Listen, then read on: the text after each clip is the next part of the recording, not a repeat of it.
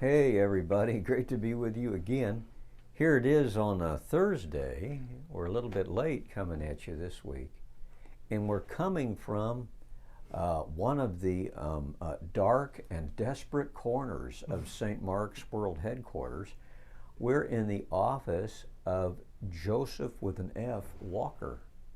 How are you doing today, Joe? I'm good, Monsignor. How about you? Well, I'm doing the best I can. And I don't know if the producer wants to pan this office or not, so you kind of get a load of it here. You can see I guess you could fairly call it a work in progress.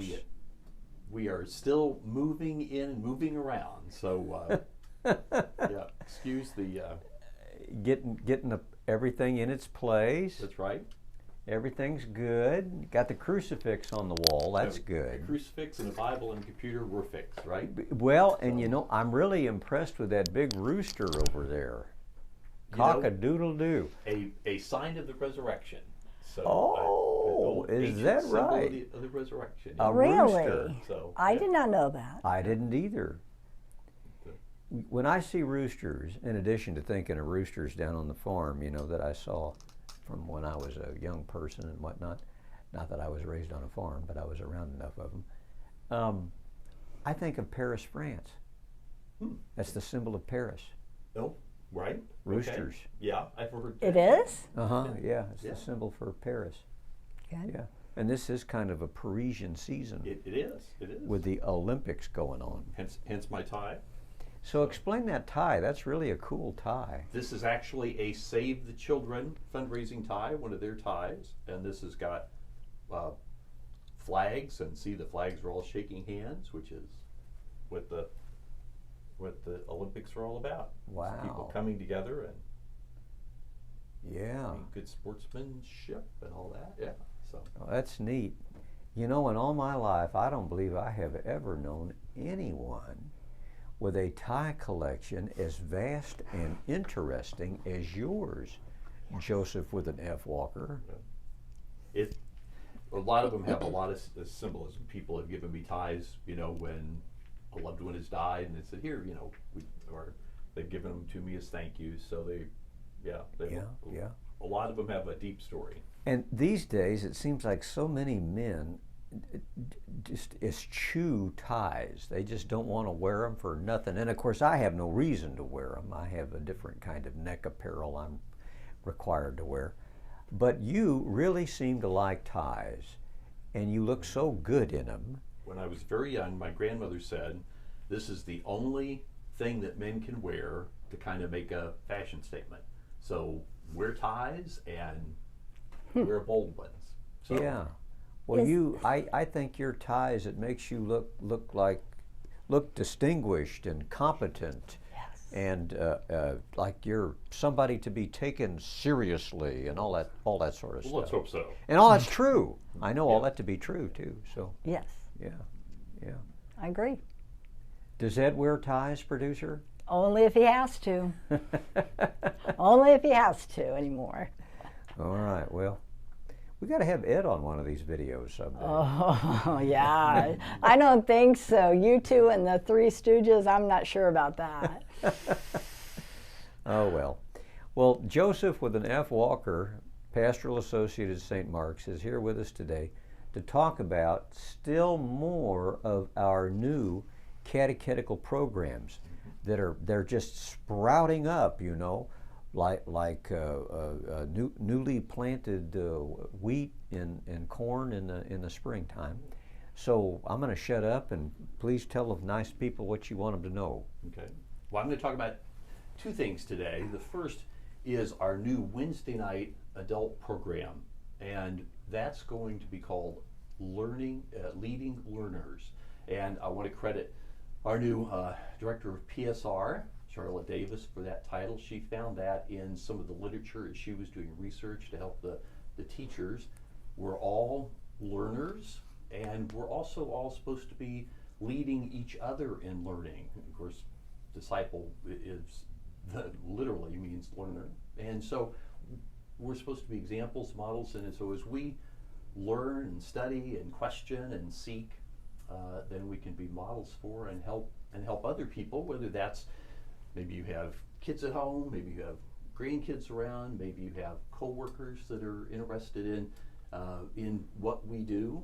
We had somebody join the church last year because the year before he had a whole bunch of coworkers who were Catholic, and they kept talking just informally, and he kept asking questions, and it was so interesting that he joined the church with us last year. So we never know when we're going to have an opportunity to be a leading learner, but in this particular case, the timing, Wednesday evening, is set up specifically to help our parents and other caregivers who bring children up to the PSR program, our elementary program, which is going to be Wednesdays from 6 to 7:15.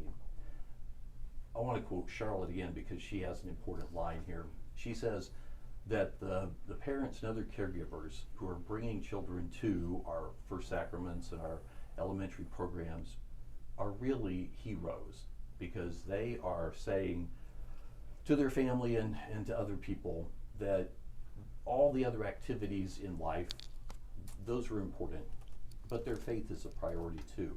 And so they're going to carve out some time.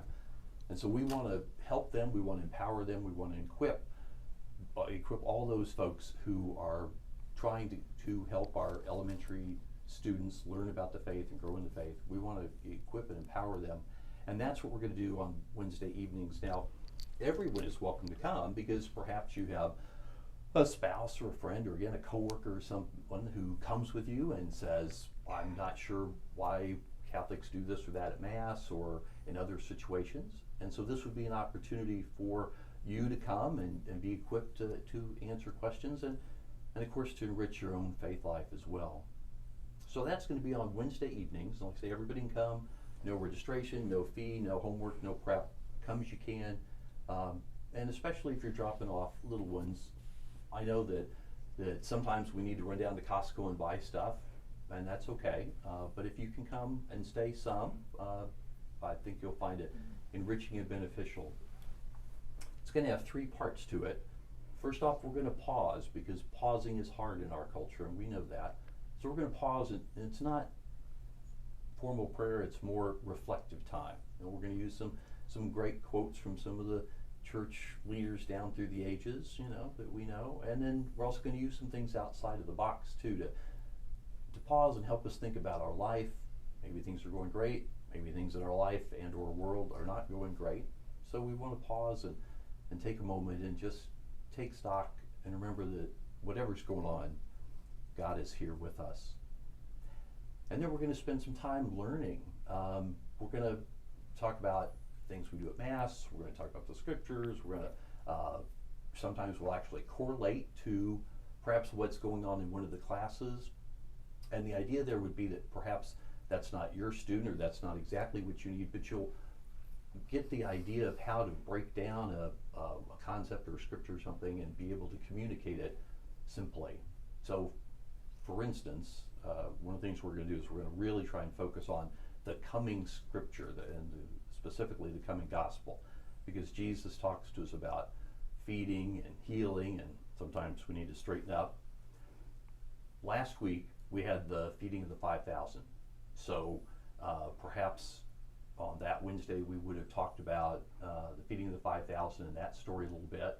And then at your home or at work or whatever, you'd say, this weekend we've got the feeding of the 5,000 coming up for the gospel. And so when I'm at the grocery store, when our family's at the grocery store, we're going to pick up a couple extra bottles of cereal or rice or something. We're going to bring it up to Mass, and we're going to leave it for the food pantry. So that's how we might, approach that. And now if you're wondering, yes, for this context, I left out a whole bunch of complicated theology. So we'll do a little of that so you'll be better prepared, but you get the idea there. The other thing we're going to do is we're going to try and think about what are, both in the reflective time and the learning, what's going on out in the world, and how do we respond to that? How do we find joy and hope, and how do we respond to God's love and joy and hope in the world? So, for instance, the Olympics are going on right now. We just talked about that a moment ago, and perhaps you saw just yesterday the North and South Korean athletes took selfies together. you're a student of history, you know the long conflict there, and what a sign that this next generation wants to lay down that conflict and wants to be brothers and sisters. And that aligns perfectly with what the Pope said at the beginning of the Olympics.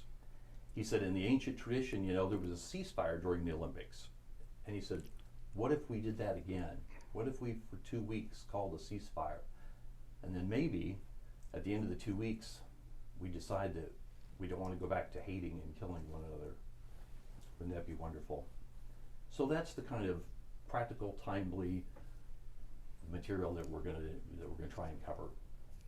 And then we're going to connect.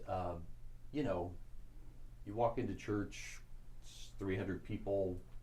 Maybe you look around, you don't know very many people, or perhaps just because where we live and work, we don't know anybody. And it's hard to do that. I know that. So if you come Wednesday night, have a cup of coffee, talk to some other folks, recognize some faces, then maybe you walk in Sunday and you go, oh, that's Sally, I know her from class. You may never get to be best friends, but at least you would know some more names and faces, and that'll just help us all worship together. So that's the Leading Learners program, Wednesday nights, 6 to 7:15, and we'd love to have you join us and come and bring your gifts and talents and questions. Continue. So, Joe, who determines the subjects that are going to be discussed? We're going to look in part at what the students are working with in their classes. So we'll look at that, and we'll look at just some of the other concerns and issues that parents, grandparents, other people, face. Screen time, bullying, things like that. I see. And we're going to try and look at all those issues, scheduling, Yes. through a faith lens and through a spiritual lens. Okay. Yeah, so you'll try to coordinate as best you can some of the children's material with material for their moms and dads. And then also maybe over time discuss some of the many splintered things that parents have to confront. Mm-hmm. All right, well that sounds wonderful. And aside from whatever's taught, maybe it'll be a way to help build community. Mm-hmm. Mm-hmm. Great. That's our hope. Yes. Great. Producer, did you want to say something? I have a question. When will this program start? It's going to start the first Wednesday after Labor Day. Charlotte is going to meet with parents and talk to them about the overarching Parish School of Religion, the PSR program. So not that one, but then the next one is. Do we have a date? Yes, we do, and I wish I could think of it. It is on that. Excuse me a second. It's on that little bitty cell. It's the 11th. So, yep. 11th of September. Mhm. September 11th. Okay, So, very Wonderful. yeah. So Very we'll good. start there, and so we'll have some coffee, and we'll have a lesson plan, and away we go. Great. Now that's only part of what you want to talk to us about, isn't it? That's right. The other thing I want to talk about is our catechumenate. That is our process for people who are interested in joining the church, or even for folks who are just interested in knowing more about the church. There again, perhaps your spouse, your perhaps fiancé to be, or a coworker or something, is interested in the Catholic Church, because we've got words and symbols, and why is Father wearing green today instead of purple, or whatever. There's a lot. There are practical questions and deep questions, and there are simple questions.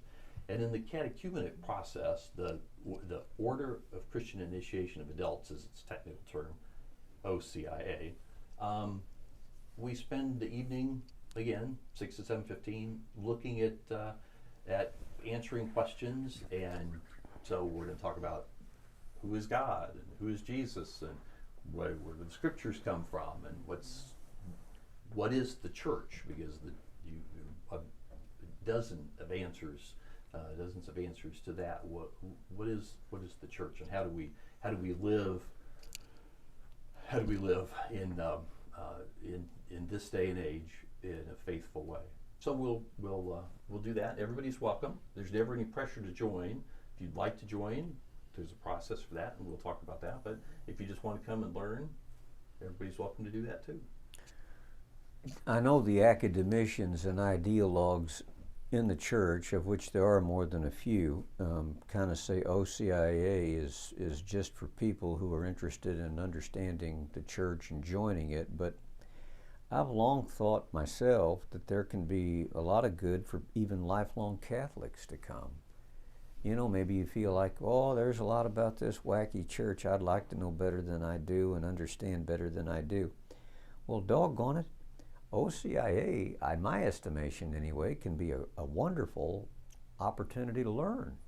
It is, and and if those of us who are Catholic will come and ask questions, a lot of times, new folks are hesitant to ask a question, and sometimes they don't even know what to ask. So if folks will come and use it as a learning and refresher opportunity, they're really a gift to the class. Absolutely. You sure can be. Yeah, who knows? You might make some new friends. Yeah, that's it's right. very possible. Mm-hmm. But again, people feel, isolated, especially after COVID. We're trying to deal with isolation and depression, and the way you deal with that is you get to know some people and get to be friends and recognize them at church, etc. So yeah, it has that community aspect too. Absolutely. And so when does the OCIA start? That actually starts on the 5th. That starts the first Thursday after Labor Day. First September 5th. Thursday after Labor Day. So Wednesday for leading learners, Right. and Thursday for OCIA. Mm-hmm. Okay, and of course there's no charge or nothing. Nope. Yeah, okay. Great. Well, the producer's telling us that we got to move on out of here to move along with the St. Mark's show. So, thanks so much for joining us today. Producer, is there anything more you want to say? Not at this time. I think you guys did a wonderful job explaining it. All right, well then, in that case, next time we'll have a whole new pile of stuff to talk about. And until then, goodbye and God bless.